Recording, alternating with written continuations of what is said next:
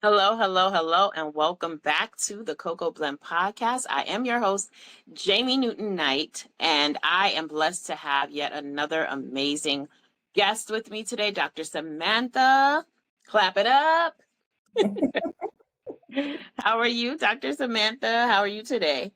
I am doing fantastic. No complaints on my end. I'm glad to be here and thank you for having me on your show. Thank you so much for being a guest. I always like to kind of sort of give people some background on how I know people. So, Dr. Samantha and I met at an amazing conference called Mamathon. And I feel like I'm never in a space where I meet people coincidentally. Mm. Everything is God ordained. And when we sat together and just started chatting it up, I was like, oh, yes, we definitely will be having conversations outside of this conference. That is And, true. and we definitely have been. So, again, thank you so much for being a guest on the show. I want you to introduce yourself to the people, tell them who you are, where you're from, whatever information you'd like to share about you and your blended family. All right. Well, again, thank you, Jamie, for having me on the show. As she indicated, we met at a conference, but I'm the CEO and founder of Prevailing Woman Ministries. I am married to my husband, Joshua, of 16 years. We have a blended family, but I also am the product of a blended family. And so we're going to talk about the dynamics of the world I live in, mainly growing up as a child. I am the oldest. I have three brothers, and they're all as a result of a blended family. So I grew up with my mom and my daddy, Sam. And then I grew up with Mama Joyce and my dad, Eugene. And I have three brothers in this dynamic. And I have grown up probably the most blessed young woman in the world as a consequence of the relationships that I've had from my blended family. So we'll get into it. So, yeah. That is beautiful. And are you a bio mom, a bonus mom, both? Bonus. I don't have any children of my own, but my husband has a daughter, and she and her husband have two daughters. And so I am a Gigi as well. And so have a great relationship with her, with my husband's daughter and her husband. And so they're part of our blended family as well. And we get to love on those granddaughters of ours. So, yeah. Thank you so much for sharing that. So, what I love about this connection is that I'm constantly having conversations with people who are co-parenting um, or in a blended family. And so what made this conversation with Dr. Samantha unique was that she was a child that grew up in a blended family. And so I thought that having that perspective was going to be a powerful one, especially when people sometimes you look at the situation that you're in right now, the space you're in right now, and you don't think long term of what the effects will be on your child. And so I would love for you to share your story of how it felt for you growing up in a blended family. And just go ahead and share your story. I'm going to try to mute myself so that you don't hear me in the background going, yes. And Well, the irony of this situation is that I didn't grow up having an understanding that it was a quote unquote blended family. So this terminology that that Jamie is using really was foreign to me as a child. I just knew that I had mama and daddy over here that I had grown up with, from the time I was born. And then at some point, probably when I was in the second grade, I became aware that the person I'd been in the house with that had raised me, Daddy Sam, and I'm going to use those terms so people can know the distinction and know which parent I'm talking about. I did not know that there was a biological father in the situation at all until I was in the second grade. And so my biological father had been in the military, and he was out of the country. And so when he came back, that's when I learned that, my dad, Eugene, was my biological father, and that he had a wife and he had a son. And I had a whole new family that I probably grew up near them. We were probably 15 minutes apart and just never knew it. And so we were within close proximity of each other, and I just didn't know that they existed until then. At that point, we began, me visiting. I started visiting them and spending time and getting to know them, and developed a really, really close relationship with my mama Joyce. She is my, she's my stepmom, but she's Mama Joyce to me. I don't call her that.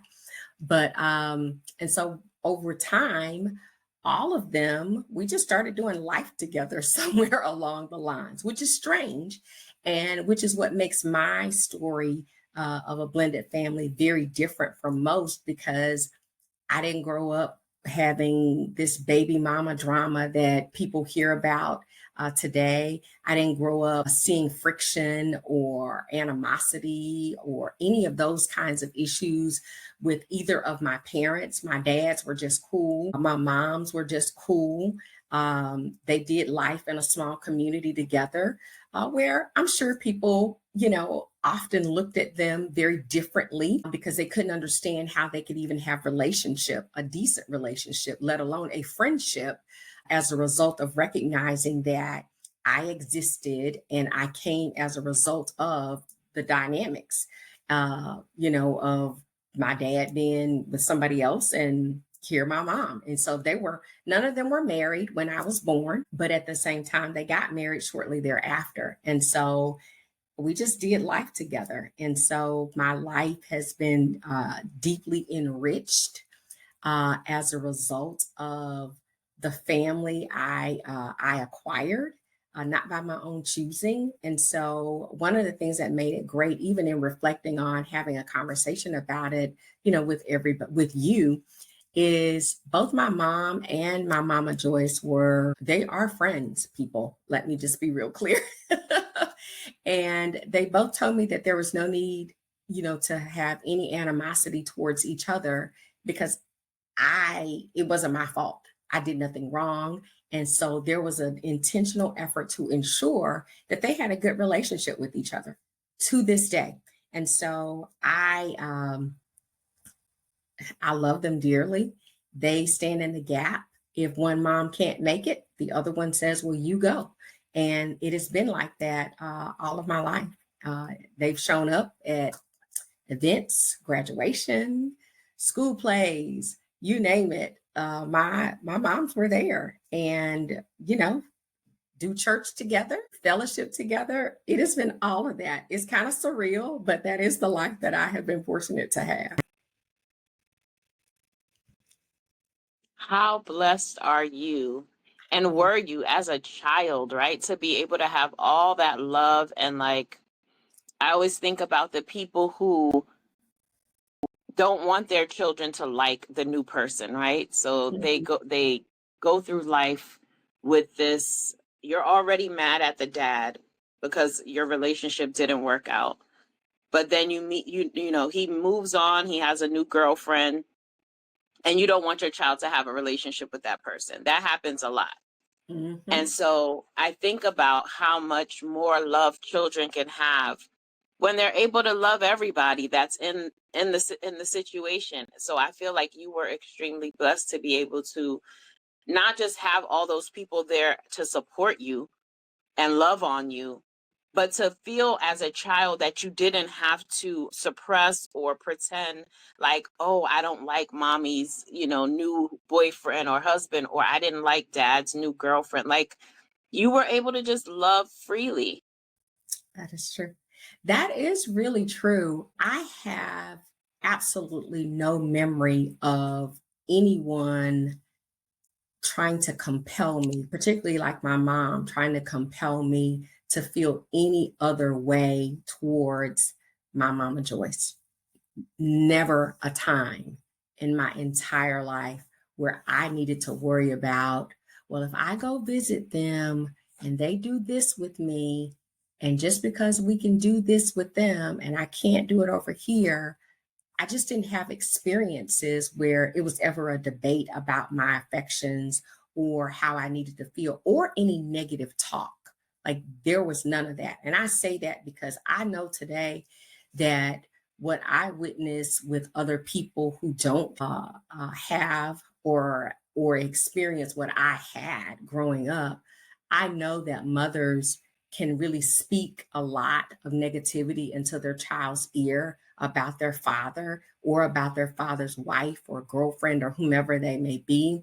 And that impacts and influences how they relate to them. And so the kids get attitudes and all of those things. I never had that. I never had to worry about that. And no one ever spoke negatively about anyone, ever. And that just wasn't my experience. And people will say, oh, sure, you're making that up. I am not making that up. That is my real honest to God experience, that there was never a need. Now, the only thing that was challenging for my mama Joyce is that she didn't do hair. Like she couldn't comb my hair, growing up. And so she had to find somebody. She's like, look, you either send her with some braids in her hair or somebody's going to have to do her hair. But other than that, she just didn't do hair. She wasn't a hair person. She had a son. And so that was the worst. It's like, okay, she had to make sure my hair was done when I got there. Or or my aunt, she'd have to take me to my aunt to let somebody do my hair. But other than that, I did not have any of those experiences.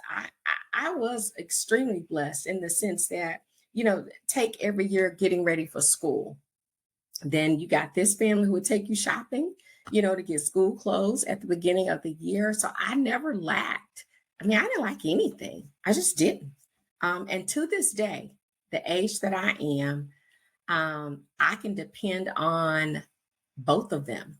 And when my mother was going through a season where her husband was really sick and she could not travel, and I had some major events going on in my life. I was getting recognized here in the community for works I had done in this community, and my mom couldn't make it.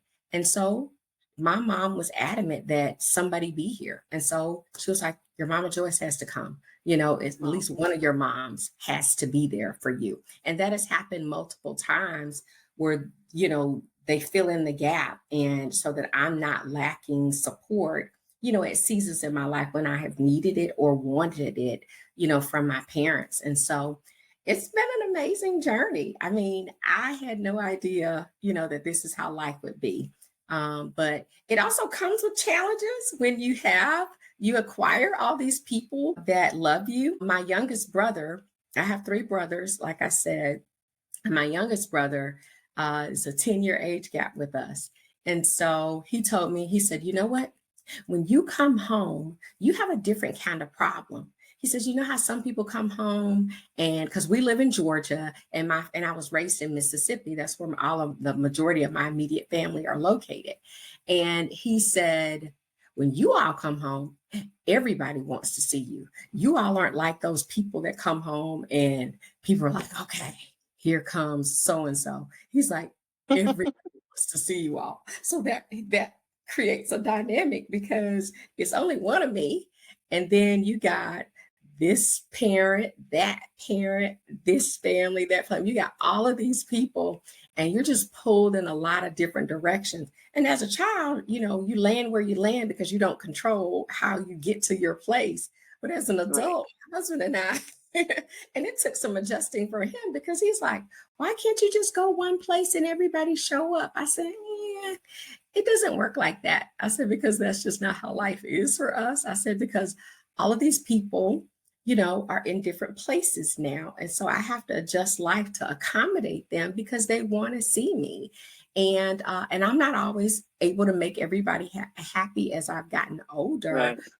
But I try to show up in the ways in which I can. So it came with its challenges, but the journey towards this, it's been nothing but beautiful. I mean, my dad and my stepdad walked me down the aisle when I got married. I mean, so it was Daddy Sam and Daddy Eugene, and that I wouldn't have had it any other way. It was one thing I knew that when I got married, the one thing I knew that I wanted is I wanted both my dads to walk me down the aisle, and they did. That's beautiful. Yeah. Look, the fact that I think it's funny that you were like, people don't believe that there was no drama or that your moms got along or that like, and you're like, listen, well, I didn't experience that. And I think that that's really a noble thing. I think that takes a lot of maturity, but it also shows that the people in your life were like, regardless of what our circumstances are, regardless of what our situation is, we're going to put this child first. And we're going to make it so that this child doesn't have to experience anything out of the ordinary. And Right. so it's hard for others to believe that you didn't see or you didn't know that there was drama going on in the background, because people want to believe that it's always all bad. And in some situations where people know that the child is the most important, they just don't do that. And it is an unfortunate set of circumstances. And I think you said it best earlier when you talked about the amount of love that a child could experience if the adults could just get it together. And I mean, you think about it. I have these three brothers. And even though, there are different fathers associated with us under this scenario, my brothers just decided that, well, you're the common denominator with all of us. So we're just going to tell everybody that we're all brothers. And because they didn't want to confuse people, but they decided when they were out in public, it's a small area, this tri-county community where, a lot of people know everybody, but mainly, my family is known in the town where they were. And then within 15 minutes of them, then the other side of the family, they were known. And so it was easier just for them when they're out in public and engaging and socializing. Oh, yeah. Well, that's my sister. Well, she's my sister too. Well, we're just brothers, and I learned that later on that they just decided that they would just tell everybody, well, we're just brothers. They were like, it's simpler this way. It's just simpler this way rather than trying to explain it all to everyone. But it has been, but the unfortunate thing for people who have not, had what I've experienced, I'll be honest with you. I think my story is pretty unique because I honestly have never heard of anyone having the kind of relationship and dynamic that I have been fortunate to have. And I really never thought anything of it because I never wondered about, what other people's childhood was like. I just know what mine was like. And even to this day, you look back and you think about, well, it could have gone a lot of different ways. But like my mom and Mama Joyce, they talk to each other on a regular basis. They share items if one has resources. I'm telling you, it is a strange dynamic. I remember when I was in graduate school and I had gone through a breakup. I had come home. I was heartbroken. My mom and I went to grad school at the University of Missouri, and we had to drive back, and they didn't want me to drive back by myself. I drove my car. My Mama Joyce and my mom, they trailed me all the way back to Missouri. And I remember I was speeding. And this is the funny stuff. They flagged me down somewhere in Tennessee. And my Mama Joyce got out and she said, you better slow down right now. So she had the same authority as my mom had to put me in my place, because so they drove all the way to Missouri, with me together. When Right. married, my daddy Sam rode with Mama Joyce and my dad, to Greenville, South Carolina, where I got married. Like, this has been my life. It has always been, if something happened to either one of their family members, you show up for funerals, you show up to support. It's just been like that my whole life. And that has not changed, even at this stage of my life, if something were to happen. That is pretty beautiful. And like you said, you said people think that it's unique, but it's also, it could be weird for others because they're like, oh, you call her mom, what does your mom think? But your mom is cool with it. And she's like, matter of fact, I can't be at this event. Call your other mom and tell her to come and support you because I can't be there. The fact that they lean on each other in those spaces too, so that you're still that you still have that support. It is a really, really interesting dynamic. And I think because I have grown up so close to both of them, and like I said, I'm the only girl, and I'm my mama Joyce's only girl. And so she had a battle. She went through some health challenges. And because of the nature of that illness, when she came out of surgery, I was right there I stayed with her for the whole time immediately following her surgery and her discharge, and to take care of her. And it was no big deal. I don't even think I physically saw my mother that week. And we were 15, 20 minutes apart, but she knew when I came in town that my main reason for being in town was to look after her.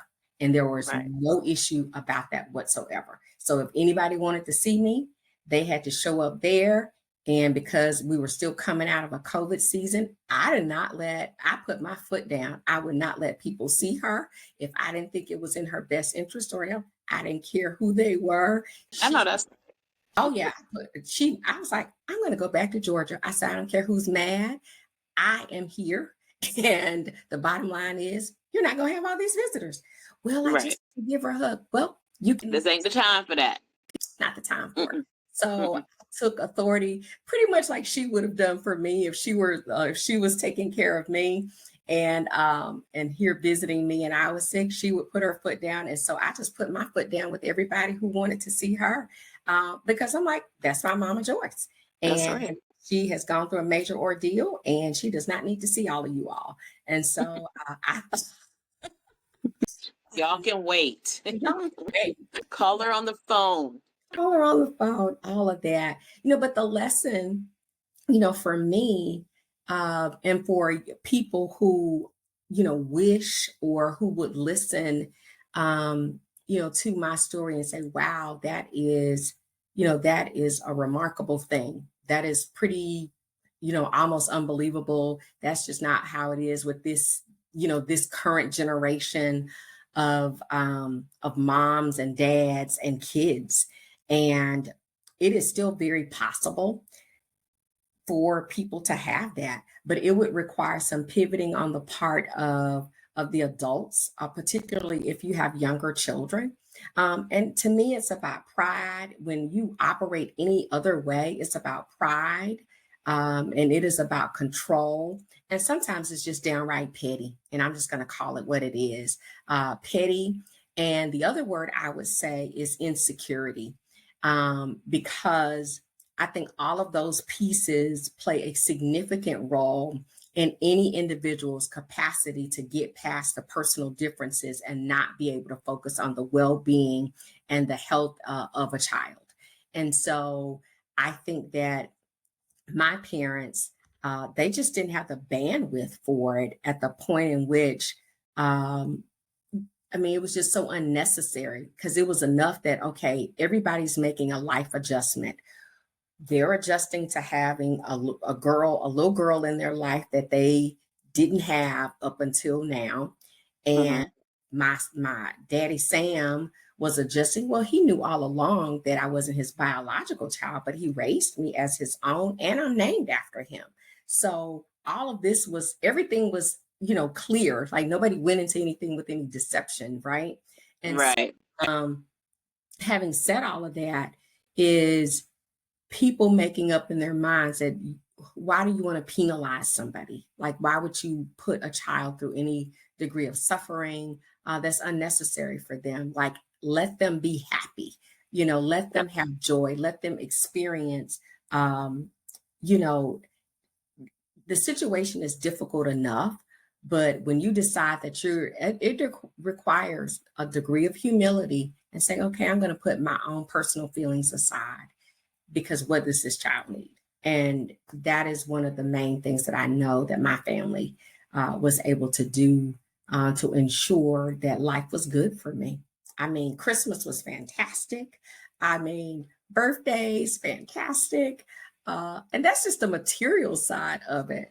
But I also got to experience life, differently, because it was different from one household to the next. And so everybody had different traditions. And so I was able to engage in two different worlds, but also experienced the same magnitude of love regardless. And so nothing was missing and nothing was lacking. And, and it was just good for me. I can look back on it and think of it as just the best of both worlds in many respects. Yeah, that sounds like a beautiful experience to have, to just, like I said, just to be able to be a kid, to just show up, to just love everybody and have everybody love on you. And just like you said, some of it, yeah, some of it's the material stuff, but then there's all the other benefits that you get behind it too. And just like I said, having that support, having that support system, the stability, knowing that you have all these people that you can lean on, everybody being in sync with what's going on, nobody's like side talking about the, you know what I'm saying? So I think that was a beautiful way to experience a growing up in a blended family. And the fact that you were like, I didn't even know I was in a blended family. Everybody just was so cool with each other. Yeah. And let me tell you, so I knew I had acquired. So, when I started visiting my dad and Mama Joyce, so I realized that my grandparents has had 8 children. So it was 4 boys and 4 girls. And so now I have this new, really, really, really big family that I didn't have. And then on my mom's side of the family, my mom had, it was 5 of them. And then my daddy, Sam, I've been around them my whole life, and I almost am certain that it was 8 of them as well. So, and then my mama Joyce's family, oh, I have to start counting all of the siblings that she had. Like, it was probably like 8 or 9 of them, I'm pretty sure. So I grew from just having this to like this massive amount of uncles and aunts and cousins that I mean, grandparents. It was just a huge shift in my world. And the beauty about it is, they all loved me. They all took me in. They all embraced me. They all accepted me. And that was a good thing. But I also got to do life differently in the sense that I think I may have been shy at one point, and then being around all of these people helped me develop different socialization skills because it required me to adjust, to get to know people and to let people get to know me. I also had new bodyguards, people that were going to look out. I had new people who were going to look out for me and make sure that nothing happened to me and that no one, would mess with me. I can clearly remember, this is a true story. So I remember getting bullied when I was younger. And one of the guys that was bullying me turned out to be a relative of my mama Joyce. And when I told her who the bully was, well, guess what happened? That got nipped in the bud really quickly. Because had no idea, that this woman that had come into my life was also going to be the very woman who intervened, to ensure that this person, from her side of the family would no longer, I mean, I didn't know she intervened. I just know that it didn't continue, And so, so I have a lot of her personality in me, like the assertive nature that I've been able to take because I've been able to watch her, just like I watch my mom, operate. And so, and my mother even tells me, she says, you have some of Joy saying in you right about now. But that's nothing to argue with or be mad. It's actually a compliment because I have been able to take on, aspects of both of their identities as part of my personality. And that makes me happy because I know that some of the things I do, I'm sure I got it from one or the other in some capacity. And so, but having my grandmothers, and this is the stuff that parents, this generation of parents, if they could get past all these other things, I mean, I was able to, I got all these grandparents. So my one grandmother, she lived to be 94. We just celebrated my other grandmother who is just turned 90. You think about, the ways in which, your family life can be enriched or your children's life can be enriched when you get past yourself. And then one of the questions that people should really ask, like, what is it that is problematic for me about this person, other than the fact I can't be with the man or the woman that I made this child with? Like, what else is there? Like, what else is there?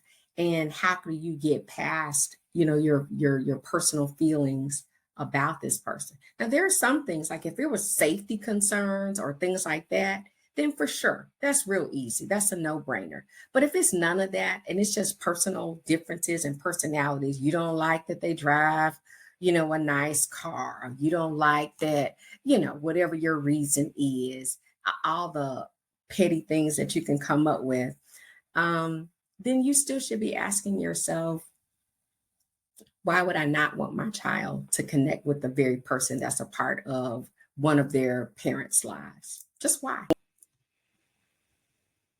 Yep, put all your ego, adult stuff to the side so that kids can just be. Because they don't want to have to pick between you anyway as parents. They don't want to have to choose. They just want to show up and be able to love everybody. But, sometimes parents, grown adults, make it hard for them to be able to do that. They But do. They do. I love that you have, like you said, you have like different parts of each person's personality, or, you took parts of them and they're like, oh yeah, that's your Mama Joyce right there. And that your own mom can say it to you, like, oh yeah, I see it. Mm-hmm. That is so true. That is And that all. there's no, like I said, and that there's no any, like, your mom doesn't feel a way about it. That's No, the beauty. That's the best part. she does not. And obviously, as a mom, you want to be able to be there for every major moment, in your child's life. But sometimes things happen that that could prevent that from occurring. And so I admire my mother for being in a space and a place where she could be okay with not being present to the degree that she can. Not that it didn't hurt her to not be present, especially when I was getting an award, and it was a really nice community award. And the fact that she couldn't be there, it wasn't that it didn't bother her that she couldn't be there, but she knew that if she couldn't, that I did have someone who would. And so that's always special. And so anytime, she'll have her own personal feelings, but at the end of the day, it's not a personal feeling against anyone. It's a feeling of I still wish I could have been there, even though, my circumstances, would not prevent it. But that's any mom, any feeling. But what that has also taught me in watching them is that even as I got married and my husband had a daughter, and she was already, my husband's daughter was an adult when we got married. So it wasn't any, trying to help raise her. She was already an adult, and she has a great relationship with her mother.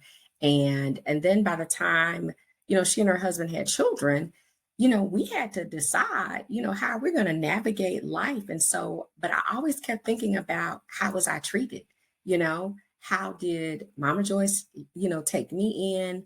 How did my mom engage, with, her husband's children? How did we make all of this work? And so there was some intentional decision making about how I wanted to engage, with my husband's daughter. I was like, I'm not trying to be, her best friend.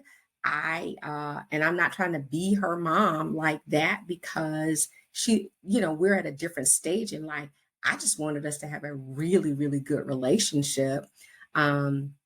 To where there was mutual respect and mutual love, and that I did whatever I needed to do to support her and her family, and that she knew that that I was here if she needed me or needed us, and that none of that would change because she was an only girl.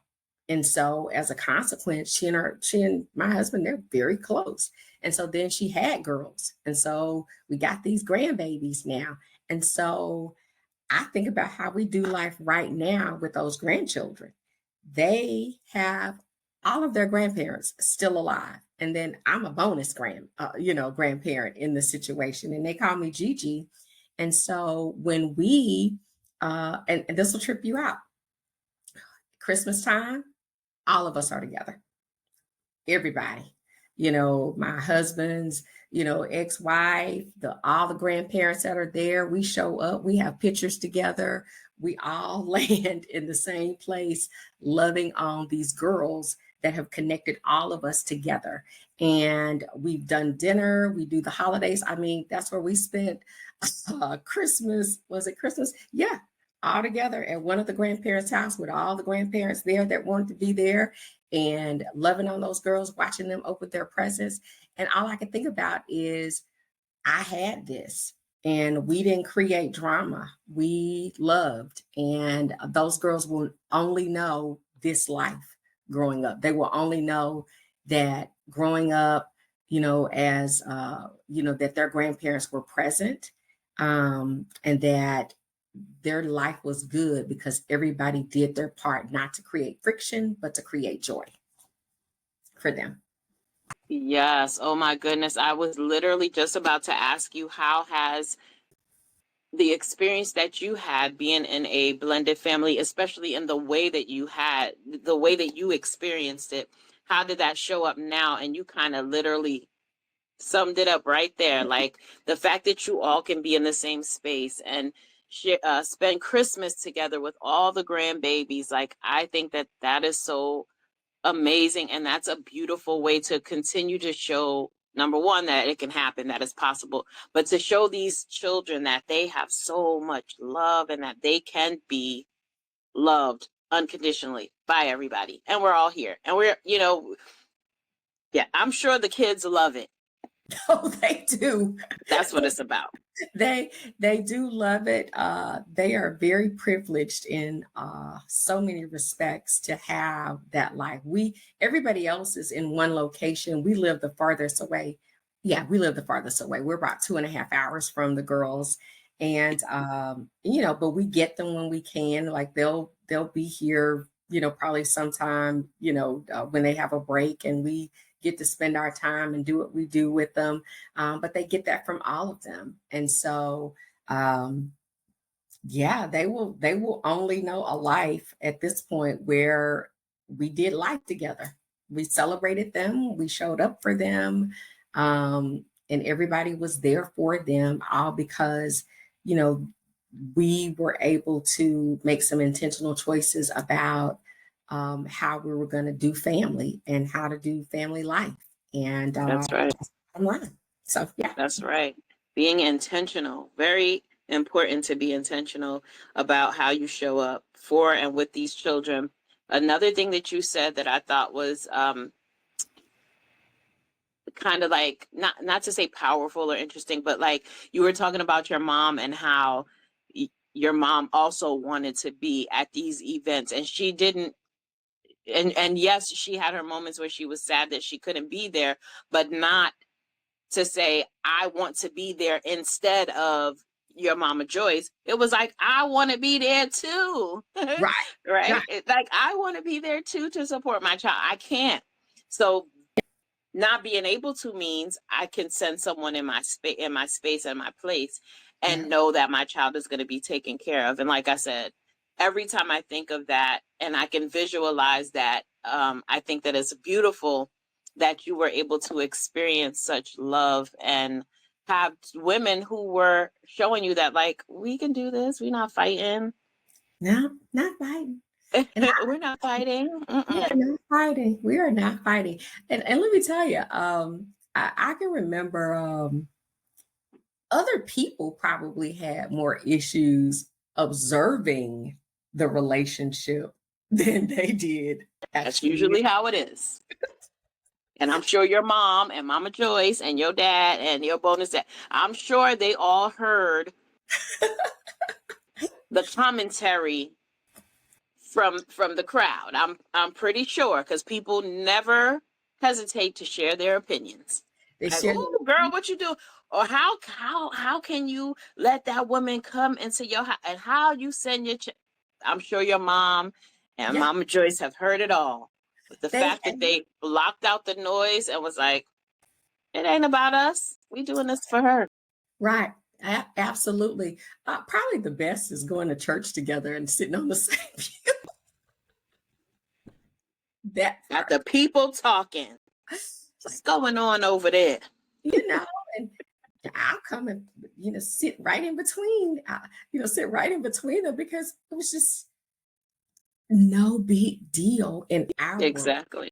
But for people on the outside looking in, trying to wrap their minds around how they can even engage, probably the more entertaining part of it at all. But the fact that they were able to still, not let that noise, to the degree that there was any noise, impact or influence their ability to get along and to show up for me.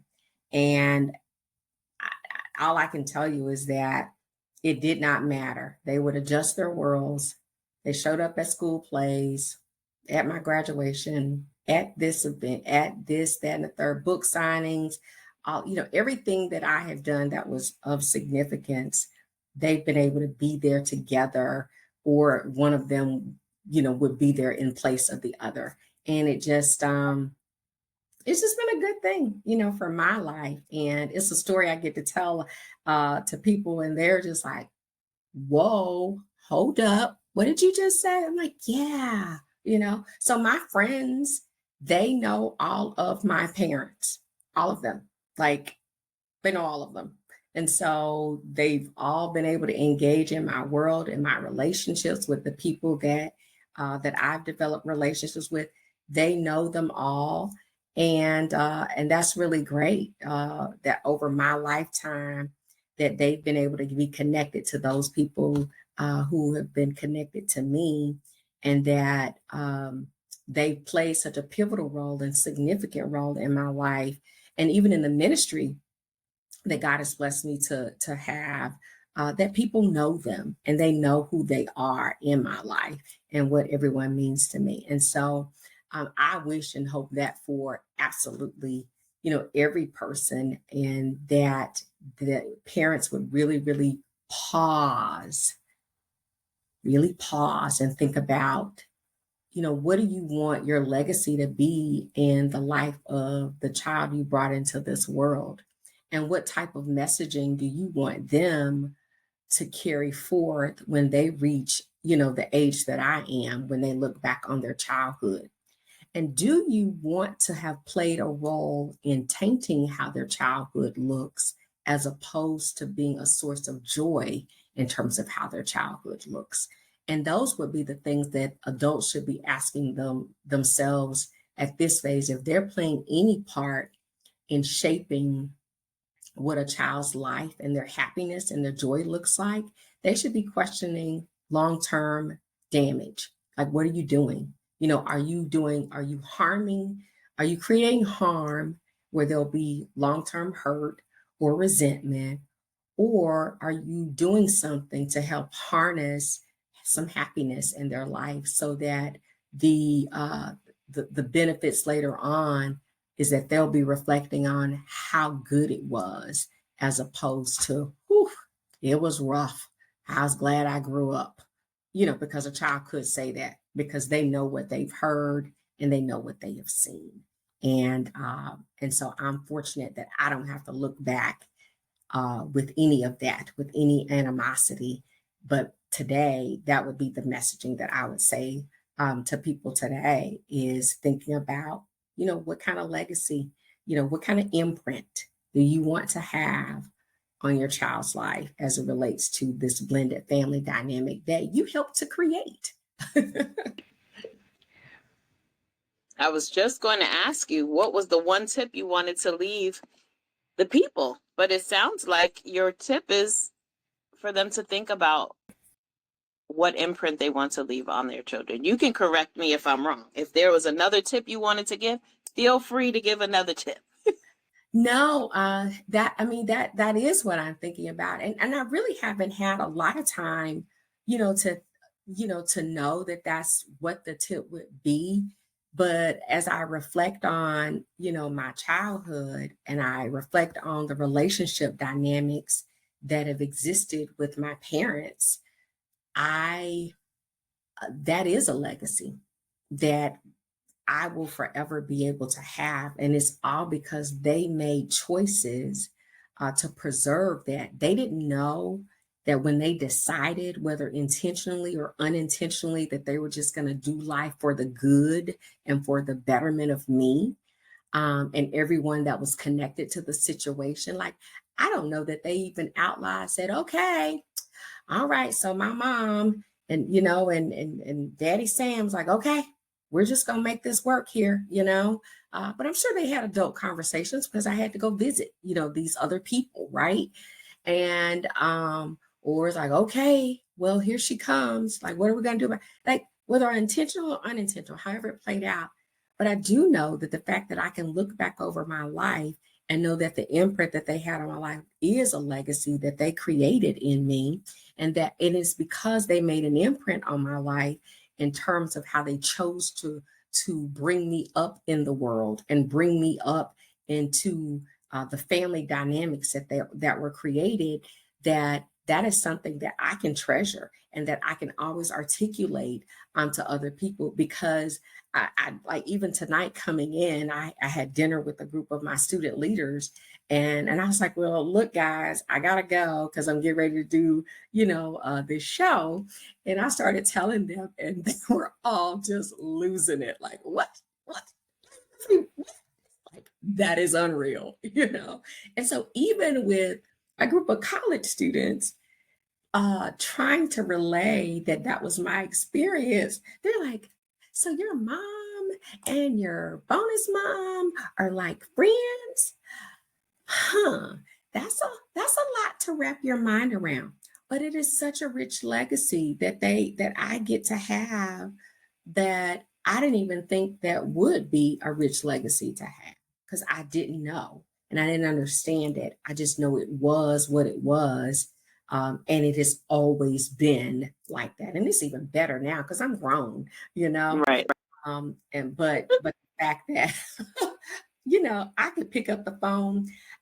I know which one to call and tell stuff that will stress them versus not. Like, okay, I can call Mama Joyce and tell her this part because I know she's going to react like this. I can call and tell my mama this part because I know she's going to react like that. And so I have figured out. And then I was like, I don't have to tell my daddies anything. I just need to tell them. They'll find out later. Yeah, so I'll tell them. Oh my God. That would be the thing. And then the last thing I think that is really important, besides thinking about the imprint and the legacy that you want to have in your child's life, knowing that you've created the blended family, but also asking those hard questions of yourself, like, why and what harm would it mean if I just allowed them, to be able to love and enjoy life with them with no issues from me, no negativity, no harsh feelings, and just really checking yourself. Like, is it pride? Is it insecurity? Is it jealousy? Um, what is it? If it has nothing to do with safety or personal, well-being of the child, then it has to be all these other things that really you can get over and get out and get past. That's So, right. yeah. Oh my goodness, I love all of that. And yes, listen, if you all heard exactly what she said, that if you're dealing with jealousy, if you can't quite figure out what it is, but you know that there's something stunting you from being able to co-parent easily, more effectively, more positively, I'm here. I'm here to support you. That's what this whole experience is about. I would love to support you. Thank you so much, Dr. Samantha, for allowing me to interview you. I love your story. No matter how many times I hear it, I can hear it over and over again. In my head, like I can see myself meeting all these people and like what that amazing experience would be like. Like I could just see all the family. Woo! Yeah. What a time. Thank you so much though for allowing me to interview you. Please share with everyone all of your social media platforms and yeah, tell them what's going on. Well, from a social media standpoint, you can follow me at Prevailing Woman Ministries, which is Prevailing WM on Instagram, and Prevailing Woman Ministries on TikTok, or the Prevailing Woman Ministries Facebook page, or at SWMUREE for Dr. Samantha Murfree. In terms of things that I have going on, I have books coming out. I have been in a writing frenzy this season, and I am super excited. I am republishing one of my books that I wrote in 2018. It's called The Prevailing Woman, and it is a devotional journey, and it is focusing on a woman's journey towards overcoming, conquering, and prevailing. And so that will be out probably in April for the republish. And then I also have a new journal called Prevailing in Purpose. And it is a lengthy book, a free space to write, but it has purposeful scripture on every other page. And it is just focusing on what God's word has to say about your purpose. And that all of those things will be available probably by the time this airs. And then the labor of love. Oh my gosh. I am super excited about these two books, Pray, Slay, and Prevail. Tearing down strongholds, taking our thoughts captive.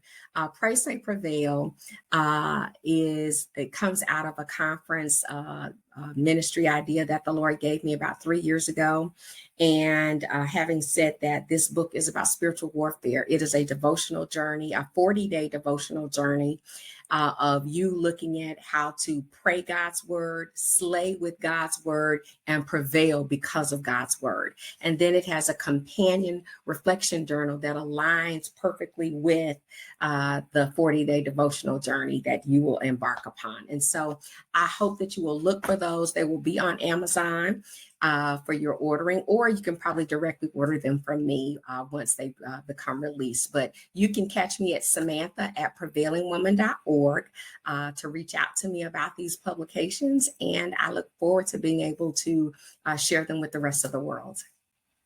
Congratulations on all of those things. I'm looking forward to Pray, Slay, and Prevail because listen, there's always going to be a season in people's lives where they need that pray, that slay, and that prevail. There's stuff that comes up in our lives all the time that some of us know how to pray through and some of us need guidance. And so I think that those, everything that you have, all of your journals, your books are going to be very compelling for a lot of people. It's going to be a blessing to people. And don't worry, people, if you did not get all the information that Dr. Samantha just shared, no worries. They will be in the show notes. Again, thank you so much, Dr. Samantha, for being a guest. And congratulations again on your books. Thank and you. I'm going to just pray us out, if that's okay. Yes, it is. Thank you so much for having me. I truly enjoyed it. All right. So thank you, Lord, for allowing Dr. Samantha and I to have this space, to have this conversation. There were many things that came up to try to block it, and it just didn't happen. God did not see fit for it to happen. The devil continued to try on more than one occasion, but here we are. So I'm just saying thank you, Lord, for allowing this divine connection. I ask that you continue to guide people. I hope that they're able to hear this message and take away from it what they need to take away from it. I hope that it blesses a lot of people. Not that I hope, I know that it's going to bless a lot of people. And I just ask that you cover Dr. Samantha and her family. You continue to guide, keep, and cover them. And I ask all of this in your son's mighty name. Amen. Amen. Thank you. Thank you so much again. Thank you, everyone, for tuning in. God bless you, and we'll see you next time. Bye, everyone.